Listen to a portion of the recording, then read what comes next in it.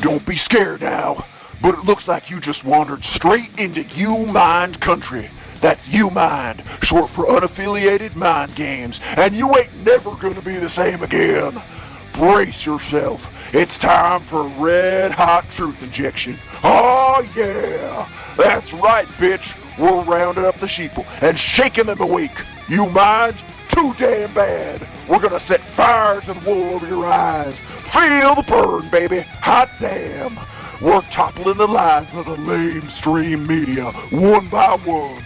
Woo-wee. Watch them bad boys fall. Hey, Universe A. This is Universe B calling, and we're gonna tear you a new one. You mind?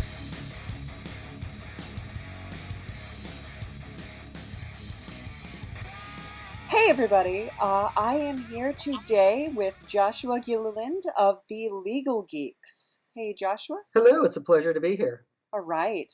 So I saw you last year at Comic Fest, and your group was actually defending Harvey Dent. Yeah, so first off, thank you. And enjoyed meeting you last year. And I have a great fondness for San Diego Comic Fest. And we try to do something special for them each year. And last year we did a mock trial based upon the graphic novel Arkham Asylum, which was its anniversary last year. And we look at anniversaries and try to fit things in that are timely or an anniversary, because Comic Fest does a really nice job of that. And we also wanted to use a comic. So that was a lot of fun, and we had law students from multiple law schools participate in bringing a civil rights claim against Arkham Asylum for the treatment that Harvey Dent received with having his coin taken away from him, which in the comic reduces him to a mess. And they give him, let's see if I get the order right, they give him dice and then they give him tarot cards, and it does not go well for his decision-making ability. Oh. Yeah, and I thought that was really just fascinating. And he was his legal fees were paid for by the Wayne Foundation, in fact. So. Yeah, we had a little fun explaining, okay, how do we do this? And because when you put together a mock trial, you need to think of like just being creative and working in like homages. One year we did so the 2017 one, we thought it'd be fun to do an X-Men theme one. And we had this idea of, could the federal government use sentinels to hunt people based upon their DNA and either execute them or put them into detainment facilities? Then to our surprise, Trump is elected, and they start doing that. So it oddly became timely, and it was like, well, that's kind of creepy on multiple levels, but yeah, it's a lot there. Yeah, no, and I've been listening to your podcast as well, where you discuss the legality of different pop culture kind of shows and films and stuff. And one of the ones that really caught my attention was the Marvel Civil War. Okay. The legality of asking people to register if they are mutant or if they have a superpower. And if people don't follow that, there is this divide between those who have superpowers, those who have mutations. So it's a big debate as to whether or not, if you have a superpower, are you a weapon, essentially? I was very interested. What is your stance on that? What would you argue on that point? So if we go with the way that the comic or that the movie handled it, they a draconian law was implemented when there was a need for regulation. So coming up with like a bad law because of a situation is not a good, is a great way to violate lots of civil rights. So, based upon what the comic and what happened in the film, would not have agreed with either of those solutions. But you would need regulation of some kind. You can't have people who can knock over a building just running around. So that's a problem because there has to be, laws in order to keep civil society going. You can't, there are those who sound crazy with, how dare you impose speed limits? I want to go 150 through a school zone. It's like, no, we, Yeah, that's there's no need for it. there's So, no need for it. It stopped being insane. But yeah, civil, I prefer coming down on the side of civil liberty because in the comic, it makes it sound almost like mandatory conscription. yeah. It's one thing to have a draft, but a draft has to be random with who's selected. And, to take the position that it's mandatory conscription, which is something that you would do in wartime, that's radically different. And again, there was a reason why mandatory military service was not popular in our country, especially when it came to Vietnam. So yeah, it's one thing to have like selective service, and every male in the country has to register for it. Versus, we're going to take everyone from a specific background. You now have mandatory service. So in the comic from 2006, they got into that with more detail of what was in that Registration Act. The movie. Now, I have not seen the movie yet, but yeah. Well, Captain America: Civil War is a wonderful film, and the corresponding episode stations of S.H.I.E.L.D. do explore it, but it's not really that defined, other than there's some like you have to sign up, and you can't use your powers. Well, that gets into that's like saying you can't run anymore. So yeah, that's where.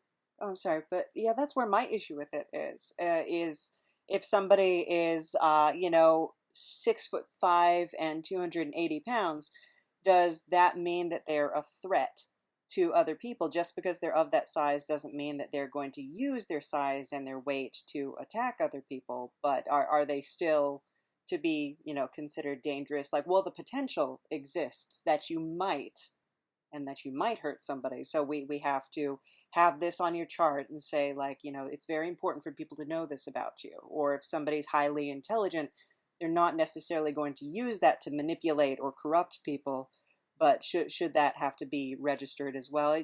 Things that are more on a basic level, seeing as we don't deal with too many people who have, like magnetic influence or things like that. But then it turns into profiling and being able to say, well, you're of Italian descent. That must mean you're in the mob. Right. It's like, well, screw you. I'm not. That's profiling. Exactly. And to go to the extreme of like, well, you can fly through the air. That must mean you're a threat to aviation. No, but I don't plan to go fly around airports. Right. So it's. And that was, I guess that was, if it's the comic book I'm thinking of, that was the thing that I thought was kind of interesting, as reaching that point where we profile people based on the potential for them to become a threat, and instead of their actions or case histories. So yeah, probable cause goes out the window, and instead it's, it's a twisted form of stop and frisk. Right. And that's just not acceptable. There was a reason why that was struck down. Right. So, but I'm really interested in some of your upcoming cases that you're going to be talking about. I love The Mandalorian. I know that's a very popular show. And there's a couple different articles on your site, and I think you're going to be arguing for the Mandalorian's guardianship, aren't you? Yes, we are. So we at San Diego Comic Fest coming up the first full weekend of March.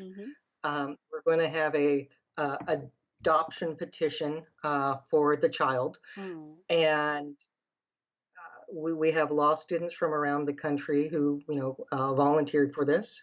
We're trying to get actually case materials out this week, and it's the first time getting into adoption law with how that works. And that's fun because I have another lawyer friend for my volunteer work, and he does adoptions. So he's based in Vegas, and he's a huge Star Wars fan as well. Nice. So he's going to help with that because that's what he does for a living. It's very rewarding. So, but the law students who signed up all have very impressive life stories. Mm-hmm. 5 out of the 6 are all Latina, and that was actually really inspiring to see that this took off in a student group, and the number of students who applied who have really unique backgrounds and unique stories. I look forward to seeing them get to argue their case. Yeah, that's really exciting. I think that this must be just so much fun to do, like to be able to put your legal skills behind something like this. That really just brings it to the people, and really probably engages a lot of people to go out there and want to study law. That's part of the goal. I mean, the ulterior motive is it is fun. Yeah. So this is so. Being a geek, it's like, oh, I get to talk about Star Wars for fun. Of course, when we started this, we had multiple goals for being able to have lawyers present the law in a fun way so people understand how the practice of law works, because there's a lot of misconceptions about like what lawyers do. It's how different lawyer TV shows can skew people for like what people think lawyers do, and being able to help make the law accessible. Yeah, because the law is complicated, and it's not easy. So being able to highlight this is how the practice of law works, this is what a motion for summary judgment is, and is important because we're a nation of laws, and people really care about the law.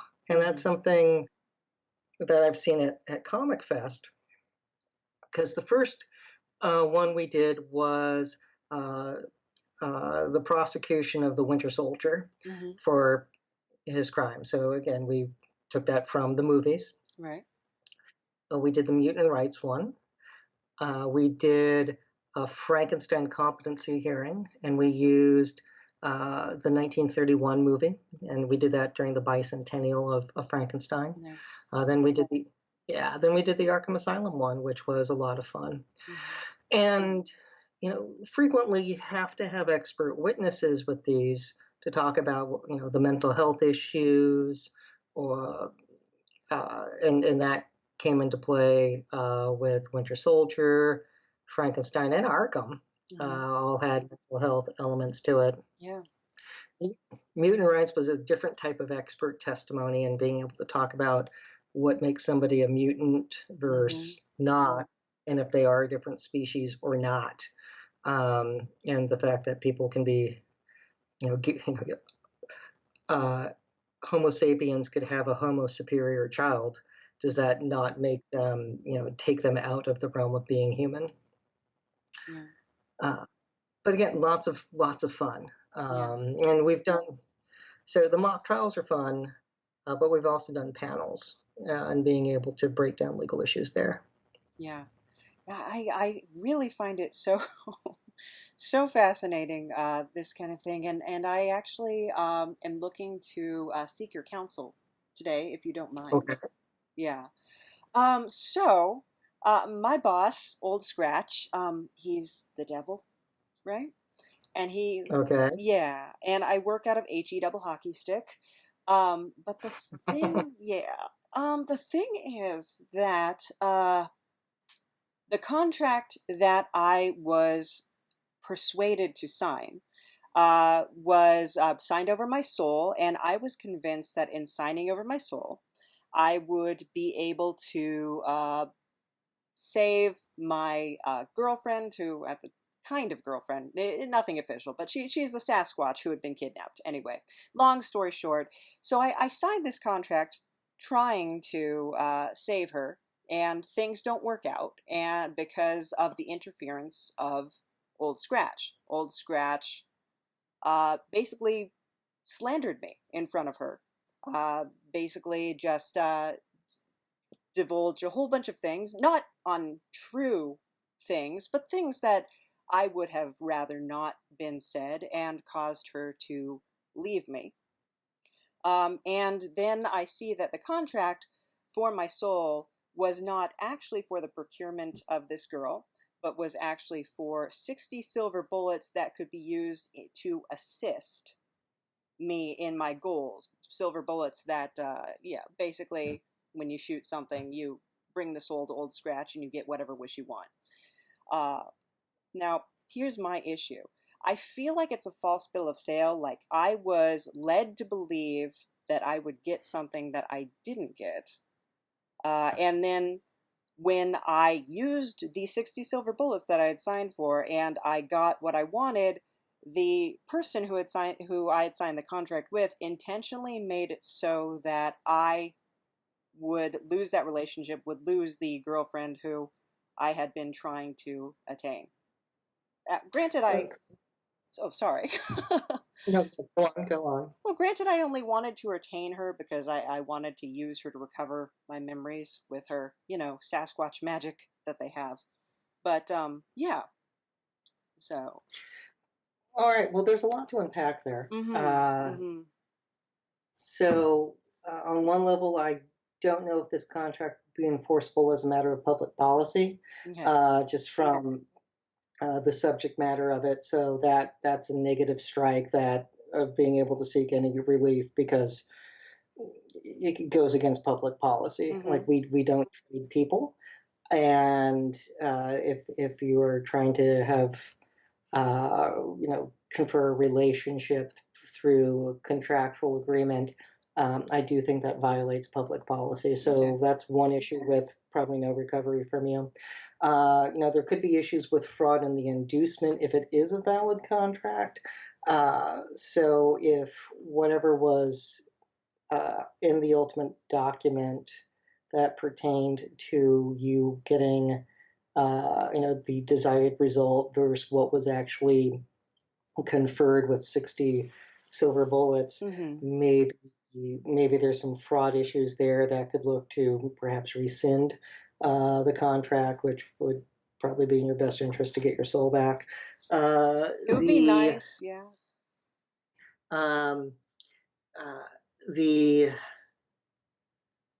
other issues with this, because I'm trying to map out the performance or damages, or if there's actually a breach, or if this was one representation made and you thought that was the case versus what the actual fine print said.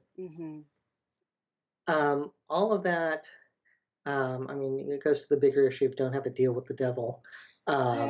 It's kind of like the issue of gambling. The house always wins. So it's true. Don't do that.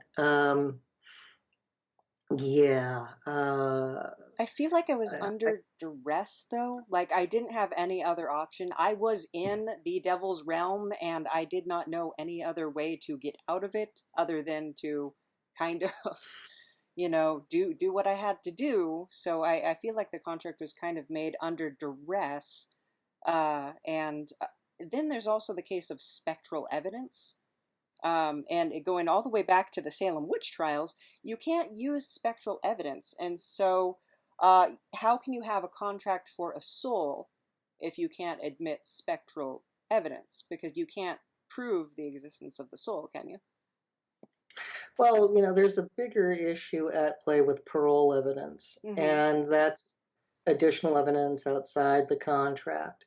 So the contract clearly states the terms. Yeah. You don't introduce something else to, explain the terms. So why would you need that? Yeah.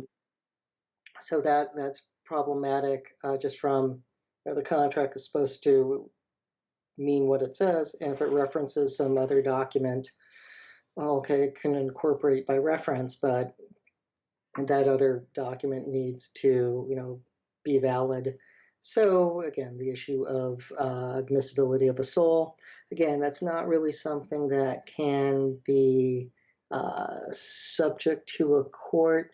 So yes, it is. It's a little difficult. Mm, okay. So I understand. And if what we're saying doesn't make any sense, then you should follow Creeping Wave Radio, our audio drama that's the sister podcast to this, and catch up on the timeline. But let's get back to some of your other cases that you have going right now. So, Okay. yeah. So one of the things I'm a cat lover myself, and I saw that there is something going around about leashing the loth cat. Oh yes. So Stephen Tolafield wrote that wonderful post after watching, like, what was that, the penultimate issue, or no, it was the third episode of The Mandalorian, where we saw Lothcat first time in live action, and whether or not leash laws would apply to a Lothcat. And the solid answer is maybe, because technically leash laws frequently refer to dogs. Yeah. Because that's, people have that. On the flip side, wild animals, you're strictly liable for. Like if you have the pet lion, you're going to be strictly liable for any injuries that lion causes. Oh, absolutely. So is a loth cat more like a lion or a cougar or something along those lines, or is it more like the domesticated house cat? It's a wonderful call out to Star Wars Rebels. And Stephen, who's a professor at UC Hastings, he's a wonderful attorney, wonderful human being, and one of the truest Star Wars fans I've ever met. It's been we've had a couple panels with him, and he was just so verklempt to be able to participate. It was adorable. He was just had so much fun. Helping him have a life goal of being on a panel at Comic-Con. So, and he's a heck of a nice man. So, we did, since there's a community of us, and we have our own little Discord channel where we, the lawyers are all exchanging notes back and forth. Oh, nice. We did it. We did a Secret Santa this year, and there were a healthy number of Mandalorian gifts exchanged, and so Stephen, for his elf, got that lawyer a Mandalorian coffee mug, and yeah, it was very cool. So yeah, good dude, and good legal analysis on that post. Yeah, it's really, the site is really excellent, and you guys, there will be a link in the description box, but you should definitely check it out and check out the podcast as well. There's a lot of legal information, a lot of really interesting stuff going on. Now, I watched a TED Talk a while back. Are you familiar at all with Harry Potter? Yes. Yes.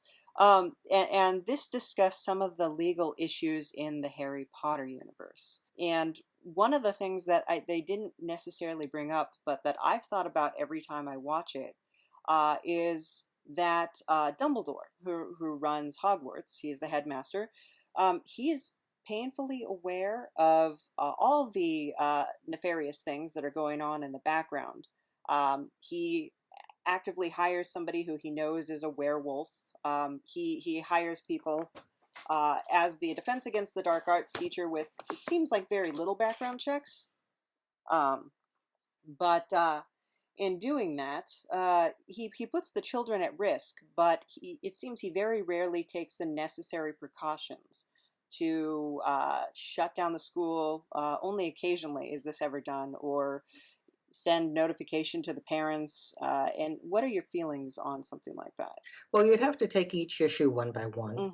And someone who is afflicted with werewolfism is not necessarily inherently dangerous, because one, they know the condition exists. Two, they have medication that they could take for it. Correct. And three, they could lock him into the cellar if it's going to be a full moon, and keep them from getting out. Mm-hmm. So if they were to purposely discriminate against somebody because of a medical condition, because of werewolfism, that would be wrong. And such bigoted parents need to be taken out and slapped around, because that's not a reason to fire someone because of a medical condition or sexual orientation, or there's a long list of what's wrong with you. Have you no soul? Right. And discriminating against someone who turns into a werewolf once a month would be such a discrimination. Now, there are other problems like vetting people, background checks. Yeah. The fact that students learn how to make love potions, and that's basically a date rape drug that they're teaching kids how to make. And it's like they think, oh, look at poor Ron Weasley. Isn't it funny that girl has drugged him? No, it's not at all.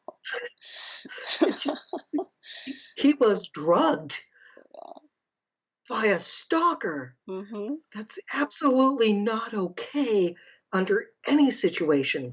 And so there are issues with the student who did the drugging, that with prosecuting her, and whether or not she should be prosecuted as an adult for drugging Ron, or if the school's liable for it, because if teaching kids how to make it is a problem.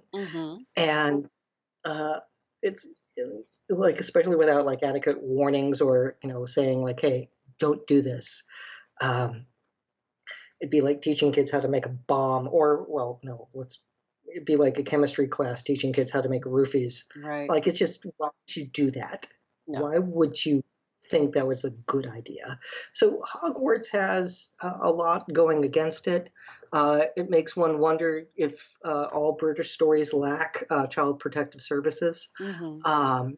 If it's some cultural thing that they have over there besides Brexit. It's a really weird thing. Yeah. And don't get me started on keeping your nephew in a cupboard under the stairs, because again, that is child neglect and intentional abuse. Yeah. For the sake of storytelling. So that's a little weird. I love listening to you talk about this, but I do have to wonder. I'm a big history dork, and I will like be watching a movie and I'll call out things like the movie Orlando. She is an unmarried woman, and under British law, she should be able to own property, but they present her with a contract that says, no, you can't own your property until you produce a son. You have to produce an heir. But then Jane Austen and Beatrix Potter were able to, under that, I believe the law is called coverture. If you don't marry, you're not subject to coverture. So you can own your property, you can sign contracts under your own name, and you still hold your legal rights until you marry. Then it's transferred to your husband. So I'll watch movies like that and I'll be like, no, you can't do that. But I wonder if you have the same thing with legality. Like, can you watch a movie without going, oh no, that's not okay? Not easily. And I can't watch, the sci-fi known as lawyer TV shows without screaming. My cousin, who's an ER doctor, has the same reaction to doctor shows. So we do trade notes on, our reactions to, like, what the hell? Why are our professions mocked this way? Yeah. And, here's the thing. People are sophisticated. If you did a TV show or a movie and you depicted doctors or lawyers as they actually work, yeah, people would understand it. Granted, it's tough to make doing charts or document review exciting, or understanding this is a deposition. Watch me summarize it. Like, okay, that's not fun, but that's what we do. Or it's, look at me respond to these discovery requests. Like, that's lawyering. And it's not sexy. Like, and here's the thing, not everyone gets to drive a Tesla. Like, that doesn't happen in real life. So, but that being said, there are some fun programs that I have enjoyed. I think the one that was probably the most accurate was Rob Lowe and Fred Savage's The Grinder. Mm. And that's from like, I think 4 years ago, maybe 5. And Rob Lowe played the TV lawyer who goes home to not Indiana, Idaho, and where Fred Savage, his brother, is an actual attorney, and so it's the lawyer brother, like biting his tongue about how his brother depicted lawyers on TV, and it's absolutely hysterical because it's mocking lawyer TV shows. And my blogging partner Jessica and I just like were in hysterics over it because it's awesome. It was like, are they writing this for me? So it lasted 1 season, so maybe that was the problem. So, but, yeah, it was wonderful for lawyers because we saw the humor in it, and it was a ton of fun. But yeah, there's not everyone gets a Perry Mason moment. Yeah, that's good. Well, you said legal shows that you like. What is the worst offender, in your opinion, of legal shows that are poorly representing the law? Well, there was one that was very short-lived. Actually, there were two that were very short-lived when I got out of law school. And one was on Fox, and it was called Girls Club. And it was so bad in depicting the practice of law, like they killed it after 2 or 3 episodes, because every partner was horrifically evil, massive sexual harassment every place, even with the female partners, harassing a young male attorney, and then like the first year associate, so Skippy straight out of law school, and she's cheering by herself a murder trial. It's like that would not happen ever. And so like that one died a quick death. So because lawyers know how to write letters. So Yeah. I'm sure it would. But yeah, it made the practice of law look truly horrific. I have friends who are attorneys who love the different law and orders, and not my thing, but there's some good ethics questions from there. Way back when I was in law school in the late 90s, how young we all were, but there was the practice and Ally McBeal were on, and we had a torts professor who had an affinity for those, and so he would pull hypotheticals from weekly episodes, because like the practice was just over the top with like every bizarre ethics hypothetical you could think of happening. It's like that doesn't occur in nature. Like it's nothing like that. I mean, ethical situations happen all the time, but like the most extreme, weird, happening to the same group of people all the time doesn't. I mean, like that's Right. bonkers. Well, but yeah, there's a couple things that I wanted to ask you about. So I believe it's Ronald Hughes who was the defender for Charles Manson, and he was famous for his courtroom antics. Now, he didn't work that long on the Charles Manson case, but one of the things that he reportedly said, and I don't know if this is actually true or not, is he called objection during court when a man gave his name and said it's only hearsay, he heard it from his mother. Would that be something that would fly? No. I mean, like how to get the judge to snap your neck or break your bar card until like that. You just don't do that crap. They're not a proper objection. No. People, you can identify someone. They're the Sirhan trial. Mm-hmm. So the guy who was convicted for killing Robert Kennedy. Right. The guy who prosecuted him was one of the guys who was depicted in Band of Brothers. Hmm. And so he landed, at Normandy, and major World War II hero, and eventually became a Court of Appeals judge. But there was some uh, attempted testimony, thus evidence for like psychology about like what Sirhan did. They were trying to do like a form of the insanity defense, saying like mind control or something like that, and it didn't fly. And it was in closing argument, the prosecutor argued about all of the, the techno babble from the psychologist was just throw it out. Yeah. that was the quote, and the jury did. Yeah. So, yeah. I've heard about that. That girl in the polka dot dress whispered a word to him, and then he just went shooting.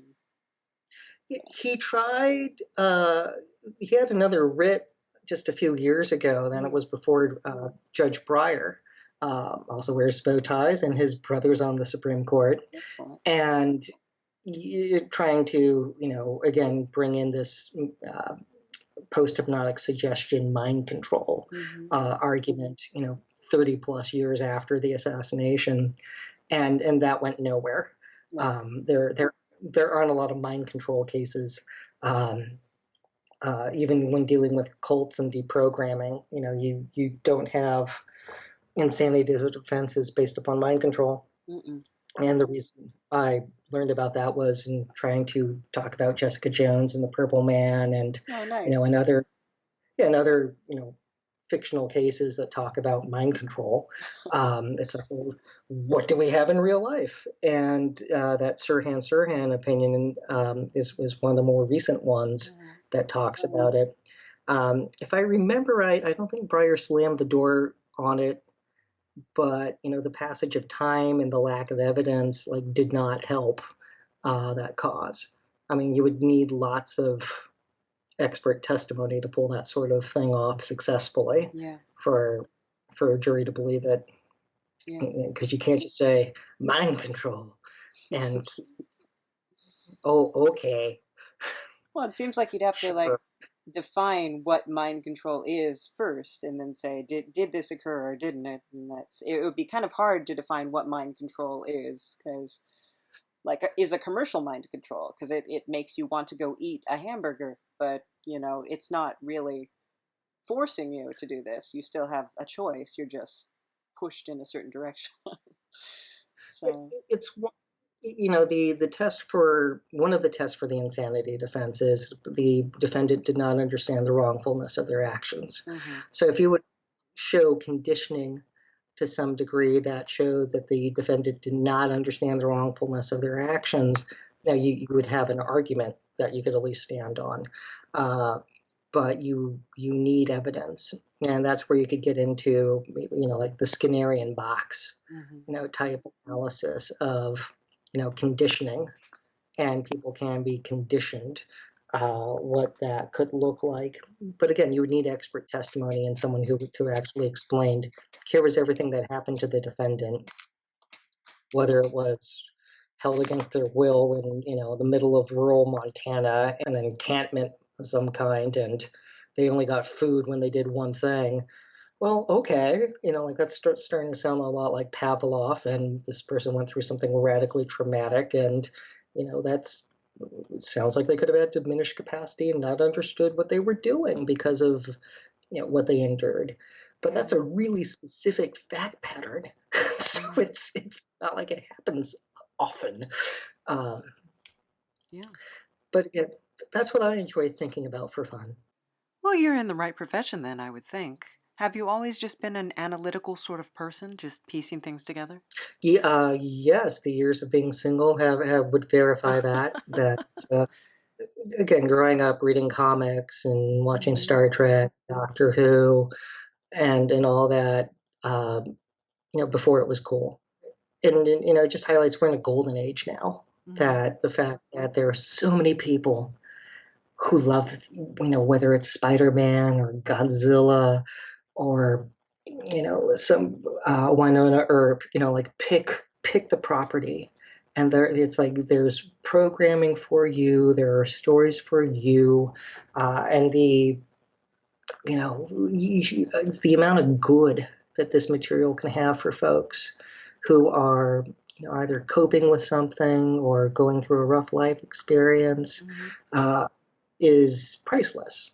Um, it can help people so much. I mean, when you look at the wonderful folks that's when you're down in San Diego, so it's like Janina Scart, who has written books about superhero therapy and works with service members and veterans who have PTSD, and uses Harry Potter and superhero stories to help people deal with their trauma, to someone who might be, let's just say, like hospitalized or growing up in poverty, and being able to look forward to a TV show each week that actually has a moral message is invaluable.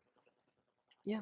And when you look at the number of people who grew up reading comic books, and there's now a bunch of them who get called judge or attorney or doctor because they were inspired and they still read those comics. There's no shortage of hope. That, and the community that it has is very rewarding. One of the advantages of going to shows like Comic Fest is being with others who like the things that you like. Or some of the other shows that I really have enjoyed. There have been some nice kaiju ones.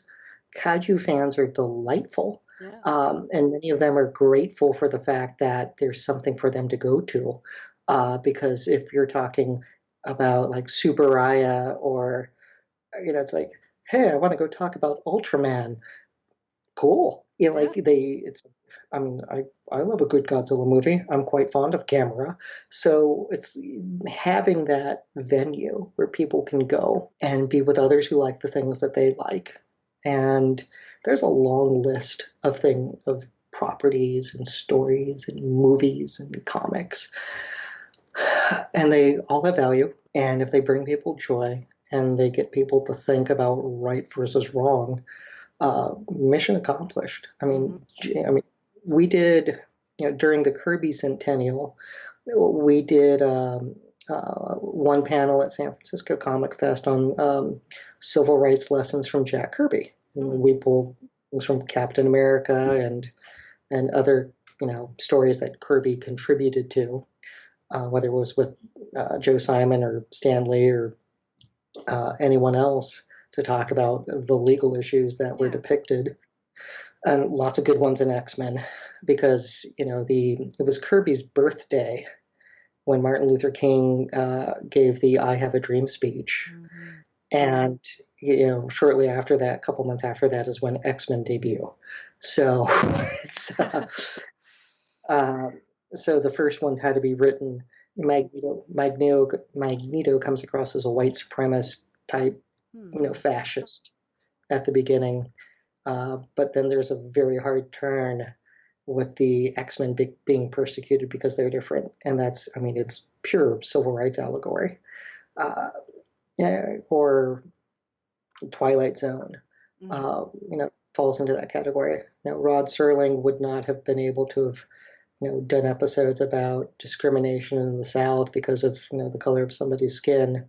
But if you make, the character Green Martian being persecuted, suddenly it's okay to, air in the 11 states that were the Confederacy. So again, it's a way to talk about these issues. Yeah, very much ahead of its time. Well, thank you so much for being with us today, Joshua.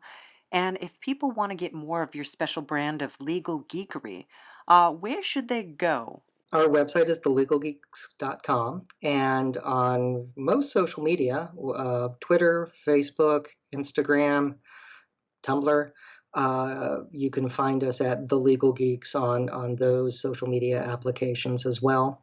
And my personal Twitter is at Bowtie Law. So we'll be at Comic Fest. We have a lot of work to ramp up for early March, and really appreciate you inviting me tonight to discuss being a geek. Well, thank you so much for being on the show tonight, Joshua. You were an amazing guest.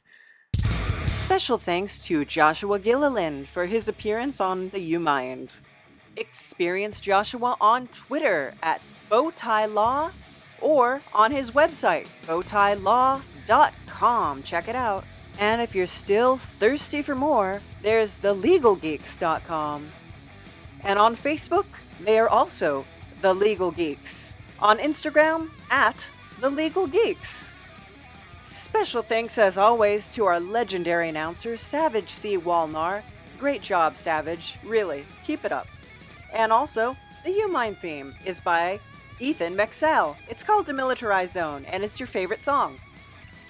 If you want to support the show, you can go to patreon.com/lucidnap, and you should, because guess what? Patreons get all sorts of goodies, including a special release comic book that's only going to be available for SD Comic Fest visitors and Patreons at the $1 level and above. They get to listen to the first cut edition of every podcast, and they're also going to be getting, hopefully tonight if I can get it edited, the art process that goes along with each of the episode arts that I do. No, it's not what you see on Instagram. It is an extensive video that actually has my voiceover, and my neighbors hate me for it because I do it in the middle of the night. It's the only time that they're quiet and not screaming something like, "Get a real job," through the window. It's amazing. Or you can make a small one-time donation to buymeacoffee.com/lucidnap, and every single cent that we receive helps out ever so much because it keeps the show running, it keeps us doing what we're doing, and we could not do it without you. We really couldn't, especially our patrons. And those guys, I don't know why they do it, but I'm glad they do. Thank you so much to The Grammarica Show, Nikki Benfield, and Neil. You guys are amazing, and you're really keeping us afloat. You can also support the show by going to www.lostbreadcomic.com and buy comics, art, and more. Thank you so much, guys. And thank you to everybody who listened. Go ahead and follow all of our social media links. They'll be in the little description window below. And you go ahead and follow all those links that Josh gave you too, because they're going to be there, plus some Pinterest and some other things that you might want to check out. So follow us, help support the show, keep up with what we're doing, and thank you so much for tuning in. Okay, guys, till next time, bye. The You Mind is brought to you by Lucid Nap Productions in cooperation with a hairy old man. Thank you for listening. Bye.